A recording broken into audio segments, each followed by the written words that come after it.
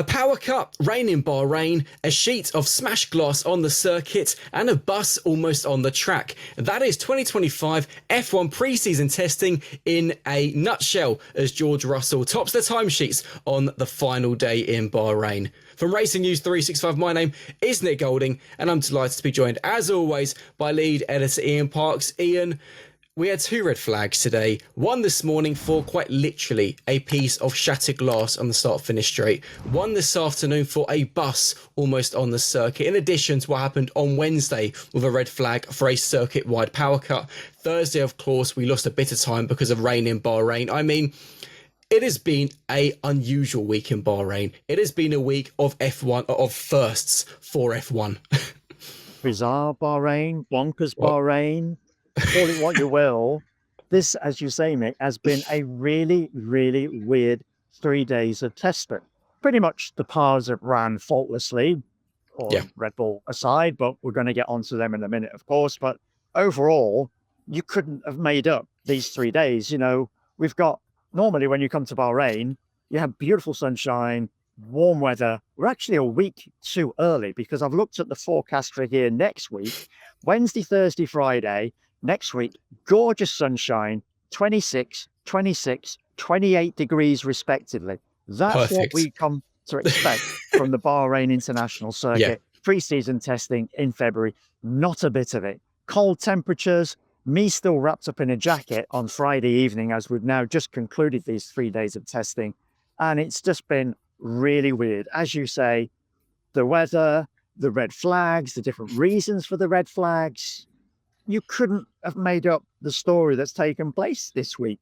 And to top it all, we have Red Bull at the bottom of the lap chart count. Who would have predicted that coming into these 3 days? Are they in a bit of trouble? We'll discuss that as we go through this update. And what's even worse is actually in last week's podcast, well, Monday's podcast, I actually predicted Red Bull would complete the most laps. Yep. So once again, Red Bull can blame me. I'm very sorry, Max and Liam. But let's quickly look though at the top of the lap counts, because as I mentioned, George Russell obviously set the quickest time on day 3. However, the quickest time of the entire test went to Carlos Sainz on Thursday in what is now his Williams at 1 minute 29.348. Lewis Hamilton's time was the second quickest, also from Thursday. But Mercedes can be, I think, probably quite pleased. They set the most laps across the test, 458 laps, a very, very good collection by George Russell and Kimi Antonelli. 1 lap pace seems to be okay in the W16. Long run pace does seem to be a few tenths off the McLaren, but overall, Mercedes can probably be quietly pleased with how testing's gone. They will definitely be in the mix, that's for sure. I think the most pertinent comments that I've heard all this week came from Andrea Stella, the McLaren team principal, in his session on Thursday night after the end of the second day's running. He's basically said that we know there was a top 4 last year: Mercedes, Red Bull, Ferrari and McLaren, of course, ending up as constructors champions. He's gone so far as to suggest on this occasion that we may even see a top 5, possibly a top 6. It is that open, is the suggestion from Andrea, that we could see multiple different winners across the course of the season. Williams performed well, as we saw, as you say. Carlos Sainz, top of the timesheet overall across the 3 days. Bizarre comment from Carlos, though, that we've had emerge, that he said that he felt lost with regard to the setup, where to go, what to do with it. How to extract more lap time. So read into that what you will in terms of Williams going into the season opening Grand Prix in Australia, just over a fortnight away now, 16 days away, as we record this on the Friday night, on the final day of February in Bahrain. Could they be in the mix? Could Alpine have a chance? Could Aston Martin thrust itself into contention? Could we have a top 5, top 6?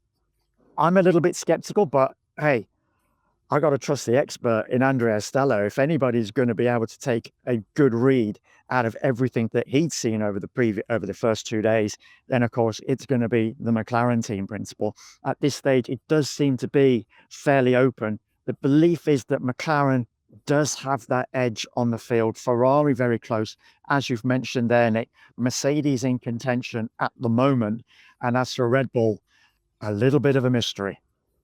Well, and let's go on to Red Bull because yet again, obviously, it was only Max Verstappen in the car today. Liam Lawson had all of Thursday, but for the second day in a row, Red Bull, the only team not to complete 100 laps, only 81 laps for Max today. There were some issues with the RB21, but what's really interesting is overall, Red Bull have completed the least number of laps in the test, 304, two fewer than Aston Martin on 306. It's even on the onboards, Max did not look comfortable, had a little spin as well towards the end of today. Esteban Ocon did as well. But overall, I think there's probably going to be some concerns for Red Bull because the car does not look completely happy. Yeah, I would love for him to have done a press session at the end Yeah. of today, but unfortunately that doesn't happen. It's testing, and Why we not? don't. I know we don't really get to hear from any of the Yeah. drivers. There's only Nico Hulkenberg this evening actually that's done a post-session media roundup. None of the other drivers have. If you remember, Nick, when we spoke on Thursday at the end of the second day in our update, Max had been in that driver's press conference in the afternoon. He'd only had half a day in the car on the Wednesday, but he came out of that feeling quietly confident, it seemed. He was talking up the car to a certain extent. I'd love to get his thoughts at the end of today as to how he felt that car had gone overall.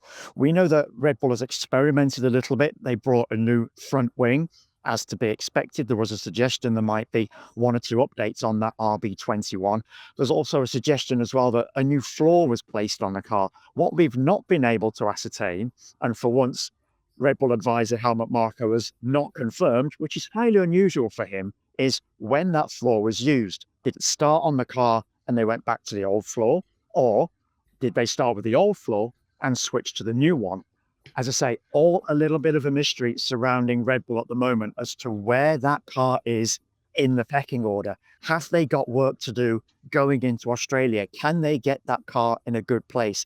We've only really, as I say, got Max's comments from that Thursday afternoon press conference to go on, saying he felt, as I say, reasonably comfortable. But from today's running, the low lap count, the oil leak that confined him to the garage for a period of time in the afternoon session, you've got to wonder that there might be a few concerns inside Red Bull at the moment. They got 2 weeks to get it sorted. Not a lot of time. But another team who I think there's maybe a little bit of mystery about is, whilst they, do look quite good, Ferrari, a bit of a weird day 3. Lewis Hamilton in the car this afternoon didn't complete many laps, didn't even reach 50 laps this afternoon, was actually in the garage for the last 45 minutes of the day. But he also came out with some really interesting quotes today in the driver's press conference. Yeah, I got the feeling that the reason why Lewis was confined to the garage that 45 minutes, that Ferrari pretty much completed its run plan. Yep, they didn't. I think they were in the middle of the lap chart count, if I remember right, overall. Sixth. Sixth Sixth. under So, 10 teams. There you go, slap bang in the bang middle, in the pretty middle. much. Bang in the middle. Yeah. And with what I've seen over these 3 days, they pretty much ticked every box in terms of what they wanted to do. I've got the feeling as well that Lewis has now become quite acclimatized already within that car. And his most telling comment, and probably one of the most telling comments of these past 3 days, was the fact that in that driver's press conference in the lunchtime gap between the morning and afternoon sessions, he said it's the best he has felt in a car for quite some time coming out of pre-season testing, which gives you some idea as to how he felt with Mercedes over the past few years, bearing in mind we know that he really struggled with the car over the past 3 years, given, once we got into these aerodynamic ground effect regulations. So for him to say that, got to think that he's in a good place. Could he have done a bit more running? You suspect so. He only completed about 45, 46 laps on his afternoon session. So, but as I say, I've got a feeling Ferrari's in a good place, Lewis is in a good place, and they are going to be the team to challenge McLaren at Melbourne's Albert Park in 2 weeks' time. A team who don't seem to be in a good place and endured a bit of a difficult Friday are Aston Martin, of course, was meant to be Lance Stroll in the car this morning. However, ended up being Fernando Alonso because of Lance being unwell. Lance did manage roughly, I think, 34 laps this afternoon before Aston Martin were forced to call Fernando back for a bit more driving. Lance unwell to complete the entirety afternoon. Fernando also a little bit under the weather. I mean, it's, given how important driver feedback is, this is not ideal really for Lance going into the season or Aston Martin. I don't think Lance will be too concerned, bearing in mind what happened to him just a few years back when, of course, he broke Very both true. wrists And in a missed all of it. cycling Yeah. accident and missed all of it, and still managed to drive in that season's season opening Bahrain Grand Prix, of course, which was a quite remarkable feat. I think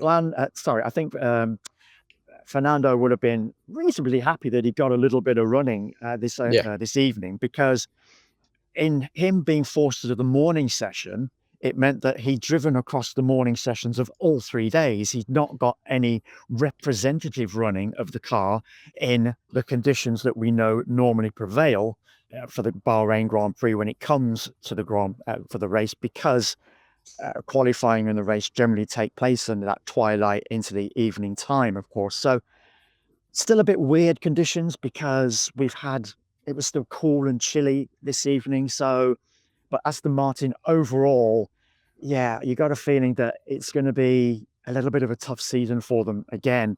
Fernando did have an afternoon press conference, and I asked him the question as to whether he felt he'd got the patience within him this season, that if the car was not performant over the first few Grand Prix and the team then decided to switch its focus entirely onto the 26 car, because we've discussed that on many occasions as to the importance of getting a head start on the 2026 regulations.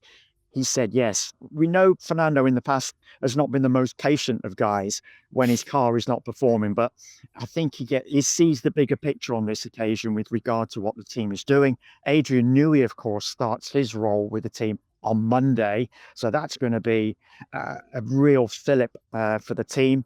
We've got to expect that Adrian's primary focus is naturally going to be on the 2026 car, more than trying to make any adjustments to the 2025 car. I'm sure he's going to have a view, because that's Yeah. Adrian. He's so laser focused on what the requirements are for any particular car at any given time. How much Aston Martin is going to want to change its car over the course of these first few Grand Prix, we will have to wait and see. Because bottom line is, yes, whilst there is this major focus on 2026, you've got to think that each team that's going to be battling it out in that midfield to lower order, there's still, if you think about it, Nick, from 6th position to 10th position, that's a $25 million difference from Big 6th difference. to 10th. It means an awful lot to these Yeah. teams, even for a team with the resources and financial capability of Aston Martin. It's an awful lot still to take into consideration. So each team is still going to do what it feels it can over these first 5, 6, 7, 8 Grand Prix, until, of course, that focus is then switched totally on 2026. And just finally, in before I let you get yourself home from Bahrain, of course, one team who were dreadful this time 12 months ago were Alpine. Actually have looked pretty good across the test. Look like they could be contending maybe for that 5th place position, best of the midfield. But some really interesting stuff coming out from team principal Ollie Oakes, because we know one of the big stories going into this season has been how many races will Jack Doohan get to drive for the team for, because of course they signed Franco Colapinto as its reserve and 3rd driver, and it's fair to say, well, Ollie Oakes wasn't exactly keen to shut it down today. No, they've very much kept Jack under wraps in terms of his media commitments over these few days. I know that they would not want him doing any one-to-one interviews at all, and the only media sessions that he's actually done has been in the driver's press conference. So, as I say, they wanted him to focus totally on the job at hand, getting up to speed with the team as much as he possibly can, because there is obviously this pressure upon him following the signing of Franco Colapinto as a reserve driver. Now, and I don't mind mentioning me again, because I do ask some hard questions, both God, of them. Still, you it's probably been a realise. habit these few days, A hasn't bit, it? a bit, a little bit of a habit. I said, look, can you nail shut the speculation that's taken place over the winter period that Jack only has 5, potentially 6 Grand Prix to get up to speed with the team, or if he's not performing, will he be jettisoned in favour of Franco? Kind of swerved it a little bit, didn't really shut it down at all.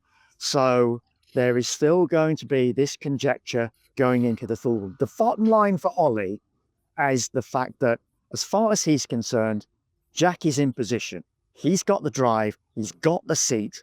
Forget looking over his shoulder at Yeah. but Franco Colapinto. He's got to stay focused on what he needs to do. That's getting the best out of himself and out of the car to ensure that there can be no misconception that within the team that he should bear to stay for the rest of the season, regardless of whatever pressure's coming from behind, with Franco Colapinto giving him daggers in his back saying, I want your seat, mate. It's going to be a fascinating topic over these first few Grand Prix to see how well Jack performs going up against, especially, I would suggest, of course, that's always the first thing to look at, his teammate, i.e. Pierre Gasly, but also, I would also suggest how he compares against the other rookies around him in the teams that Alpine are going to be competing against. So Oliver Behrman at Haas, Isaac Hadjar at Racing Bulls, Gabriel Bortoleto at Stake. Forget Kimi Antonelli at Mercedes, and to a lesser extent, Liam Lawson. We know Liam isn't really a rookie. Liam Lawson at Red Bulls. Forget those two guys because we know they are going to be in the front running teams. But certainly Jack going up against those three guys, against those teams that we know Alpine are going to be battling against, again, that's going to be a good indicator as to how well he's doing, as well as, of course, competing against his teammate Pierre. Certainly, like you said, a topic which is going to be watched very, very closely in the opening rounds. Ian, amazing stuff as always. To those who have been watching this F1 update, be sure to let us know in the comment section below your thoughts on preseason testing. Who do you think looks the best? Who do you think looks the worst? And who needs the most work? On top of that, if you can smash that like button, subscribe to the channel, and be sure to join us on Monday for the Racing News 365 podcast. See you later. And as always, take care, folks. I really hope that there's no glare on this video. One of our commenters after Thursday night's video said, oh, Ian, clean your lens on your camera. There's lots of glare. Well, I have done that. I've got it spotlessly clean, I promise you. So hopefully there's no glare from these lights. I'm looking at my image now. There is nothing. So if it comes across in the post-production, I'm not quite sure. But thank you ever so much, as always, for watching and commenting.